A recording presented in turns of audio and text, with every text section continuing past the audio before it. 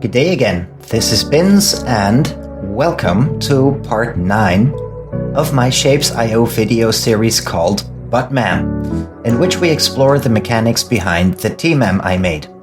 I hope you're excited because on today's menu we're going to have a look at an interesting module type that I've come to call a cross filter or cross cutter.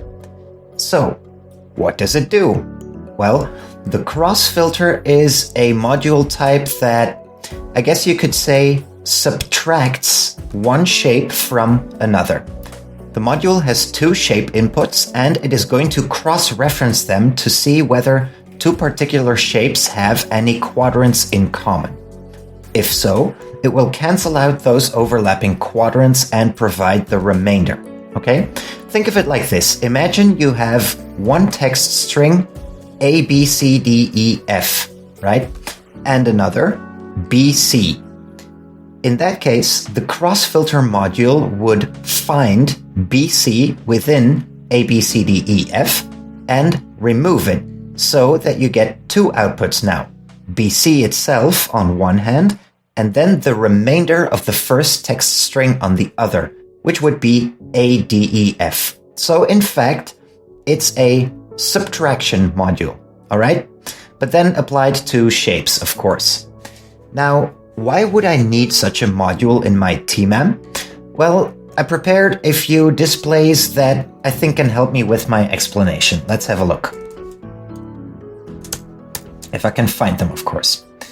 Okay, so since I'm using a brute force approach, I explained this in video 2 and later, my machine is going to try and extract floating half shapes, right? And these can come in three forms. Either they are a quad float with 4 layers, they are a tri-float with 3 layers, or they are a duo float with 2 layers.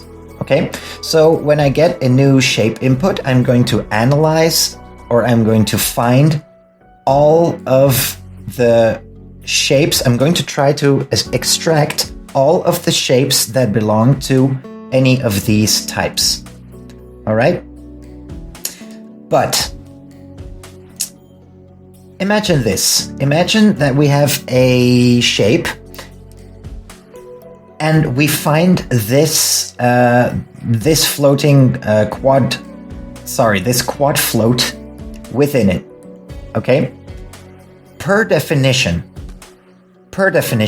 because that's the way my module works, if we find this quad float, the module is also going to find this tri-float.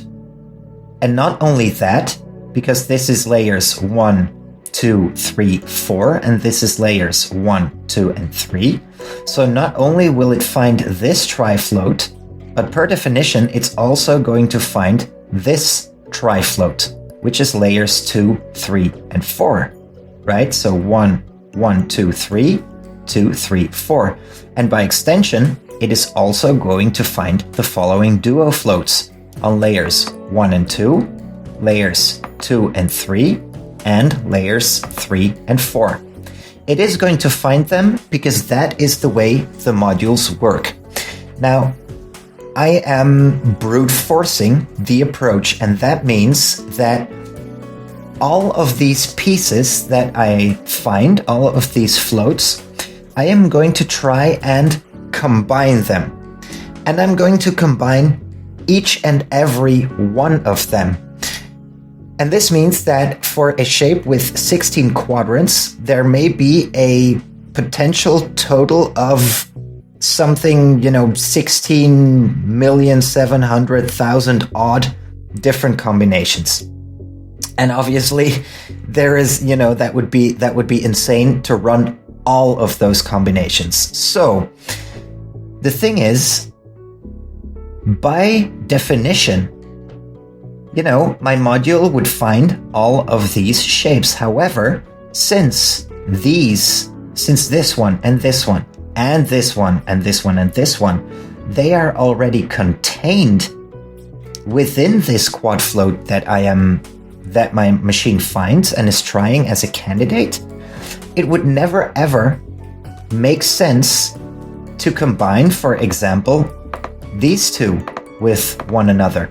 Because since this one is already a part of this one, the combination of both can never ever stack to the final shape again, right?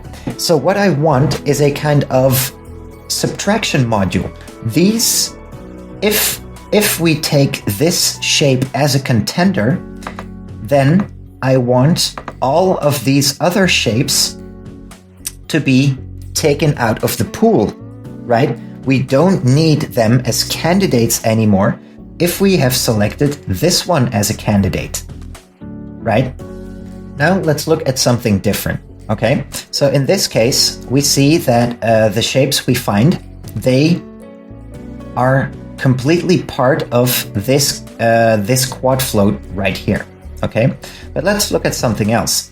What if we have this shape as a candidate, as a quad float candidate, however, we also find this duo float within the shape. Now, this piece on the right is not an integral part of this piece of this candidate on the left. However, they do share a quadrant, right? They have an overlapping quadrant. So what I want is a cross-reference module that can spot that we have an overlapping quadrant in these two candidates. Okay, that is the problem. So I need to see that my pieces are actually compatible with each other. Because if they have overlapping quadrants, then the combination is going to be invalid. And in this case, where the shapes completely overlap with each other, so where the trifloat, for example, is an integral part of the quad float, that is not as much as of a problem, because we can simply take this entire candidate out of the pool.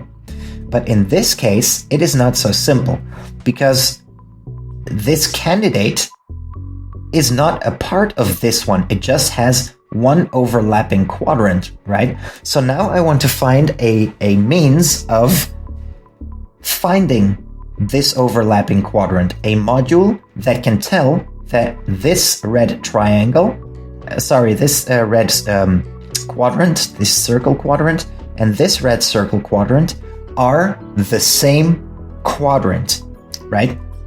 So that is the problem. That's why I need a solution. So let's have a look at something else. So I made a module that is going to take these quadrants out. For example, if I have this one, right? If I have this shape and I cross-reference that with this shape, for example, it's going to take this out of this shape. And the result will be this. Okay? Let's have a look at another example. So imagine we have this shape, right? This is the input shape that comes from the hub, let's say. Then my module is going to find this as a trifloat candidate.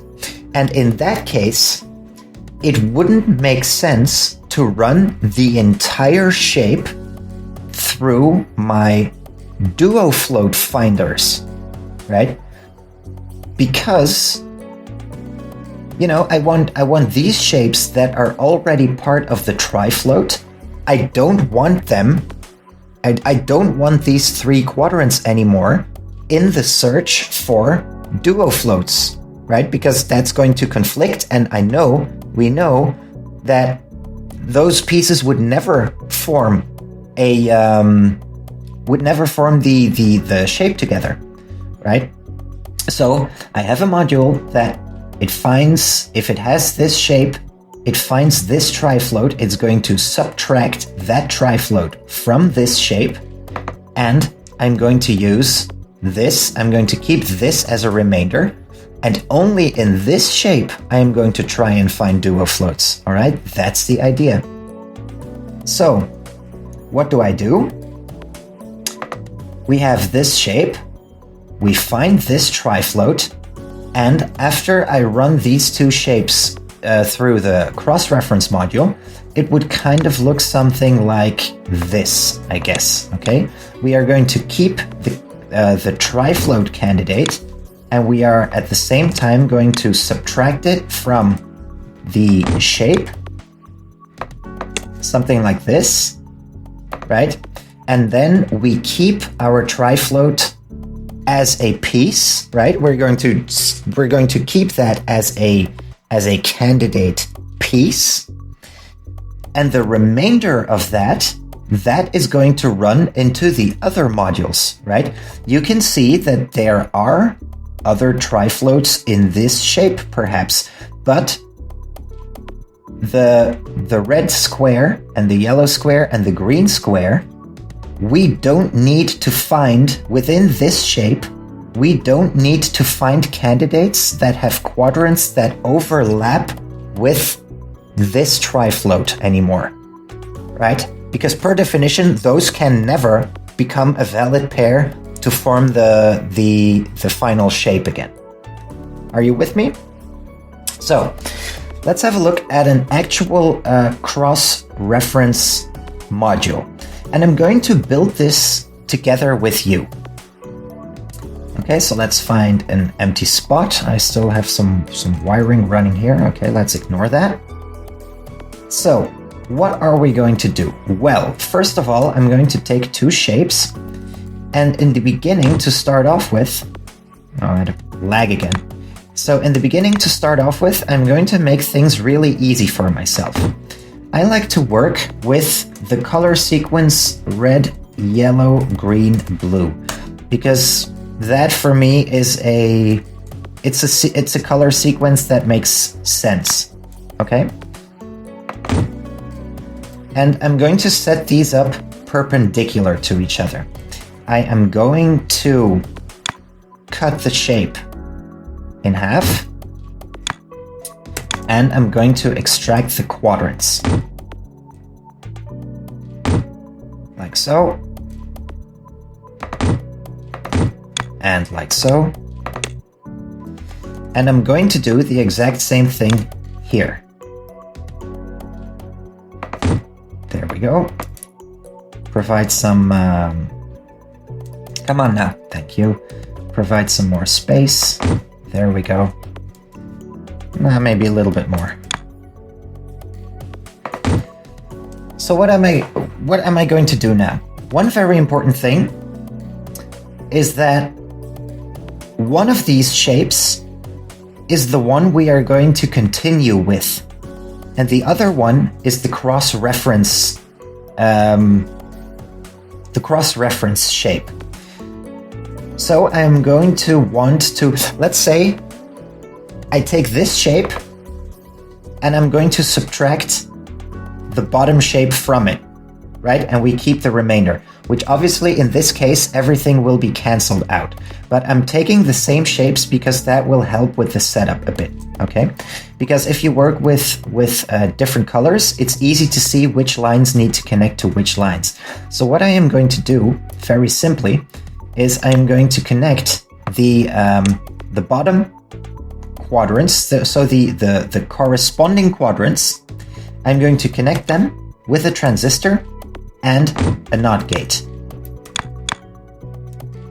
Let's see the NOT gates. 1, 2, 3, 4. Let's do it like so. Okay. We're going to run that there. We're going to run this here. Okay. And then it's actually very simple. You know, this is the way it's going to run. Like so. Like so. And like so.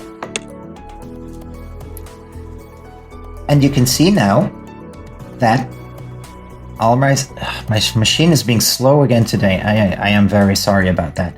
So, yes, you can see that since we have the same shapes, obviously everything cancels each other out. Okay, but let's say that we we just take the red, the top right quadrant, the red circle from it. Okay, now we will see that the red is cancelled, but the rest is not. And what we can do now is build stackers, for example, that will stack, the remaining quadrants together again. We need to make sure that this is a smart stacker so that it can also handle when quadrants are missing, which is obviously very likely to be the case.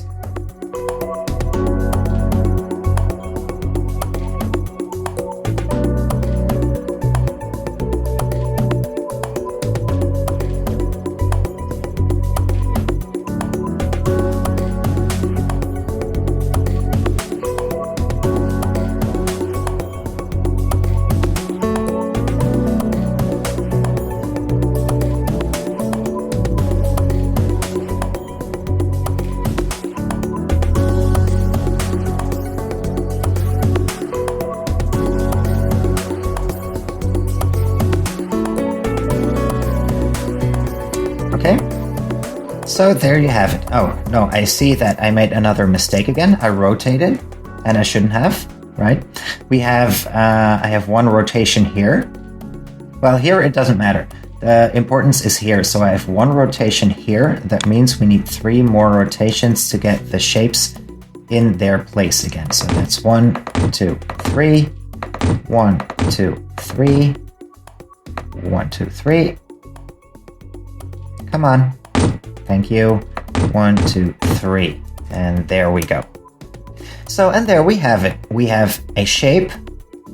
We have a quadrant that we want to subtract from that. And we get the remainder. Okay, and it's actually, when you conceptualize it, it's very simple, right? The piece that you want to subtract comes in this case from the bottom, because that's my layout.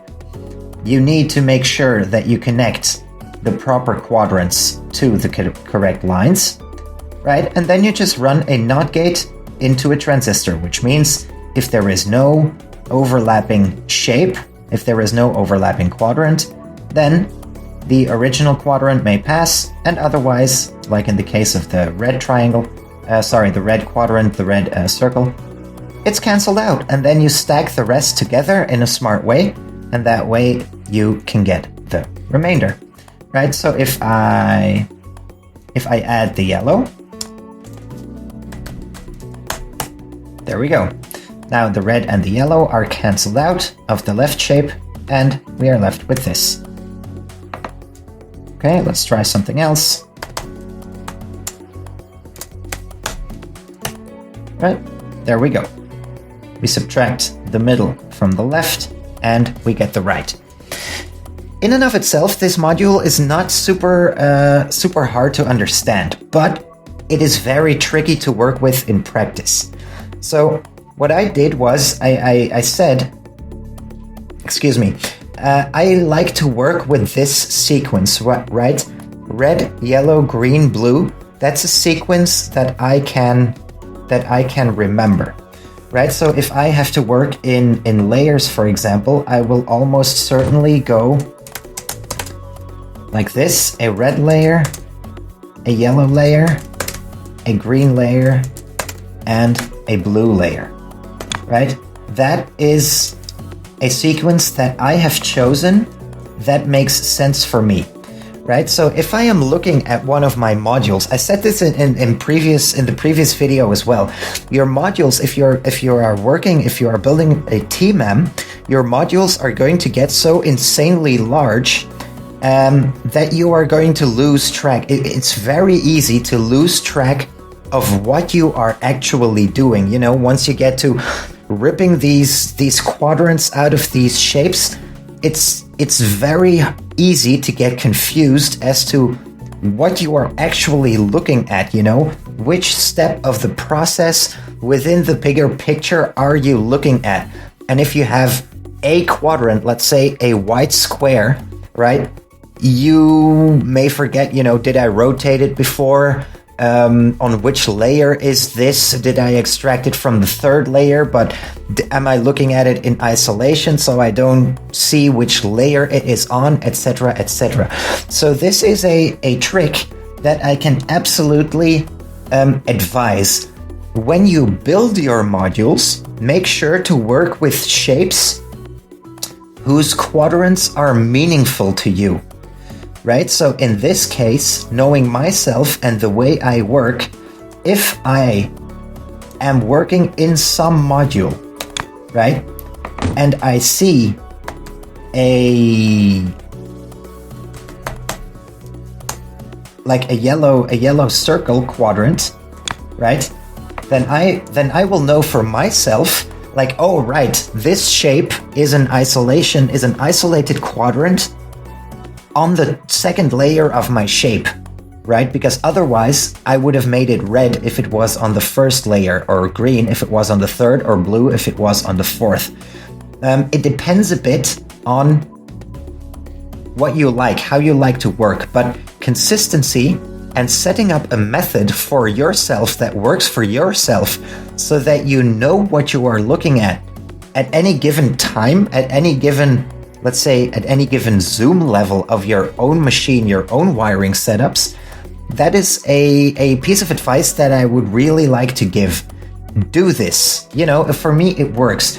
If I am working with shapes and not color, if I'm working with colors, I will always select red, yellow, green, blue, because in my mind that follows the sequence of the rainbow a bit. It's for me it's easy to remember, right? If I work exclusively with shapes and without colors, then I will always pick the sequence of circle, rectangle, star, windmill, because that is that's the order in which you get acquainted with the shapes in this game, I believe, right? So first you have to extract a circle, then you start with rectangles, with squares, and then the star, and finally the windmill. Right, so if I have a shape sequence for myself, I will always use this sequence, because for me, it's transparency, it's consistency, right? So, for example, if I take a one-layer shape without color, I will pretty much always do it like this, right? So that when I see this shape in rotated form, for example, something like this, then I will know, oh, but my circle is in the top left, which means it has been rotated 3 times, right? And if you do that, if you run shapes that you recognize through your modules, then it's kind of like a safety net. You make sure that your modules work properly, they are going to work properly with random floating shapes later as well, right? So I really want to insist that you set up a technique for yourself that works that way. All right, now let's do this for a random shape. Okay. Oh, and by the way, this is very important. This module works exclusively on one layer, right? So what you cannot do is run an entire float in this. For example,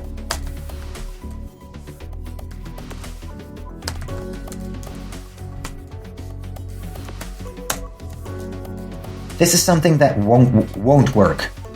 Okay, so this, if you have this, and you will see that in later videos when we are going to have a look at how these modules are actually implemented in the machine, this has to be one layer only, right? So what I actually need to do, instead of running this shape, I would have to extract I would have to take the top layer off, right? And we would only run the green quadrant there, right? So imagine we find this, Okay, and then we also find some other shape. Let's say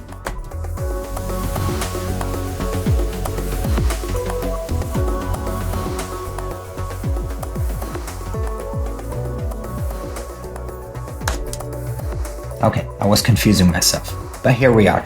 So let's say that, for example, we are going to compare these two shapes with one another. This only works for one layer only. So in this case, we need to stack the green. We need to unstack the green, and in this case, we also need to unstack the green.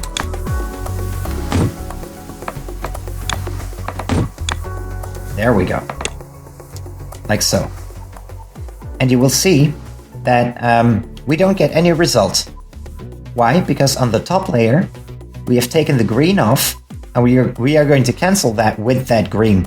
So it gets taken off, and the result is null.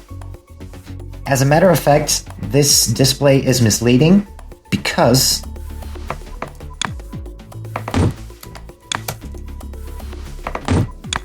I would have to do it like so. Right? So we get the green, the top layer from this shape, and the top layer from this shape, and they cancel each other out, and the result is nothing. And therefore, since this module only works on one layer, if you are working with a trifloat, you need to repeat this for all of the layers, and then you need to potentially restack the shape afterwards, right? This won't always work. Because, for example, let's say that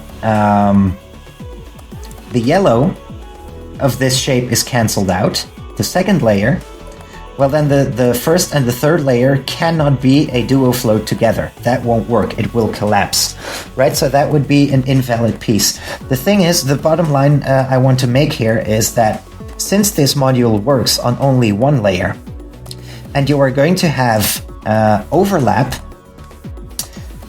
you need to pay a lot of attention of what you are doing and what you are cross-referencing with one another. So for example, if you cross-reference these with one another, then you need to match the second layer from the top of this shape with the top layer of this shape, and the second layer from the top of this shape is cross-referenced with the bottom layer of this shape, for example. Okay, so it is not so hard to understand this principle, but it is very confusing to work with. This is why, you know, I will insist once more that if you work with this module, you need to be very attentive of what you are actually doing. So the module in itself is not super complicated, but it is very complicated, or it's an easy trap to run wrong signals and cross-reference non-matching signals with one another, right? I think that is maybe the more important lesson, even more important than how this exact module works, because in and of itself, this module is relatively simple, okay? But that is what I wanted to show you today. So I have various cross-reference modules in my TMAM, in the wiring module of my TMAM. I have one right here. I have a larger one right here. And I have an even larger one right here. So I wanted to show you first how the system works, so that in the next video, we are going to have a look at these actual filters within the machines, and then it will also be easier to explain why they need to have the dimensions they have, why they need to be in the space, you know, in the locations I put them in, and which of the candidates they are going to cross-reference with one another. And I won't be needing to lose time with explaining how these modules work. I can just gloss over them, and I will be able to say, you know, I take this input, feed it from the left, take this input, feed it from the bottom, and as we know, this will cancel out, blah, blah, blah, etc. I think, you know, isolating this and looking at it in isolation today in a separate video, that may be beneficial for us in the future. All right. And in that sense, we have reached the end of this video. So I hope you found it interesting. This is definitely,